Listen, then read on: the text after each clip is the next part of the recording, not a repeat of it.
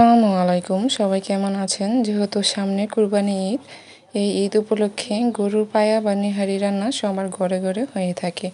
যারা নতুন আছেন তাদের জন্য আমার এই সহজ রেসিপি, আমি কিভাবে কম তেল মশলায় নিহারি পাতলা ঝোল সব থেকে মজা করে রান্না করি তা আপনাদের সাথে শেয়ার করব। আমি গরুর পায়াগুলো বাহির থেকে কেনার সময় ভালো করে কেটে নিয়ে আসছি। তারপর আমি জানি বাসায় কাটতে পারবো না, কেন এগুলো কাটা অনেক কষ্ট।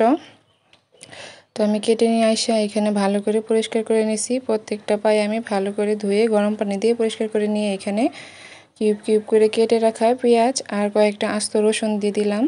এখন এখানে গোটা গরম মশলা দিয়ে দিব, লং, গোলমরিচ, সাদা এলাচ, দারুচিনি, কয়েক টুকরা দারুচিনি দিয়ে দিলাম, আস্ত রসুন, আর এখন কয়েকটা তেজপাতা দিয়ে এখানে রসুন বাটা দিয়ে দিব একটু বেশি, আর আদা বাটা দিয়ে দিব তার সমানই 1.5 চা চামচের মতো রসুন বাটা, 1.5 চা চামচের মতো আদা বাটা দিছি। আর এখানে দিয়ে দিলাম মরিচের গুঁড়ো। হলুদের গুঁড়ো আমি কম ব্যবহার করব, হলুদের গুঁড়ো দিলে বেশি কালার হয়ে যাবে। পায়ের রেসিপি যদি কম কালার হয় তাহলে সেটা খেতে এবং দেখতে ভালো লাগে। তো আমি 1/2 চা চামচের মতো হলুদের গুঁড়ো দিয়ে দিলাম, আর 1 চা চামচের মতো ধনিয়ার গুঁড়ো দিয়ে দিলাম।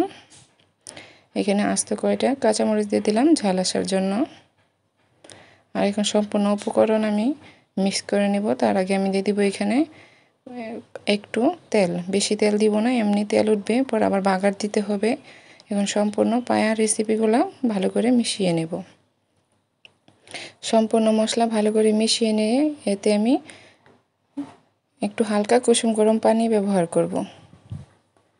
আপনারা চাইবেন যেন গরম পানিটা দিতে, তাহলে কিন্তু পায়াটা তাড়াতাড়ি হয়ে যাবে, পায়া রান্নাটা। তো এখানে আমি পানি দিয়ে চুলায় পাওয়ার বাড়িয়ে আমি বসিয়ে দিব। আর এখানে দিয়ে দিলাম স্বাদ অনুযায়ী লবণ। আপনারা স্বাদ অনুযায়ী লবণটা দেওয়ার চেষ্টা করবেন। এখন সম্পূর্ণটা আবার নেড়ে চেড়ে দিব। আমার এই কালারটাই থাকবে, আমি কোনো আর হলুদ ব্যবহার করব না।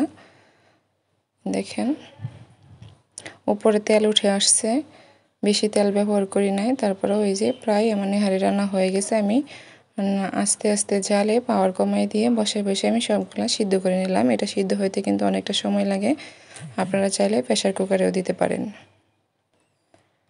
তো এই পর্যায়ে আমি লবণটা চেক করে নেব। আর এখন যেখানে এটা হলো চাউলের গুঁড়া দিব, আমি চাউলের গুঁড়াটা আমি একটা আঠালো ভাব আসার জন্য এটাকে আমি দিয়ে দিব। এখানে চাউলের গুঁড়া একটু কর্নফ্লাওয়ার যেটাকে বলে সেটা আমি ব্যবহার করে নিলাম। একটু পানি দিয়ে গুলে এটা আমি এখানে দিয়ে দিব, দিলে ঝোলটা একটু ঘন ঘন হবে, পাতলা থাকবে না। তো এখন নেড়ে চেড়ে ভালো করে নেড়ে চেড়ে এখন মিশিয়ে দেব। মিশিয়ে এখন এক সাইড করে এখানে আমি নেহারি মানে গরুর পায়াটা একটু বাগার দিয়ে নিব। তার জন্য এখানে আদা কুচি দিয়ে দিলাম কয়েক টুকরা, আর দিয়ে দিলাম শুকনো মরিচ, দিয়ে দিলাম পেঁয়াজ কুচি দিয়ে ভালো করে ভেজে নেব, একটু একটু লাল করে ভেজে নেব। আর দিয়ে দিলাম একটু রসুন বাটা।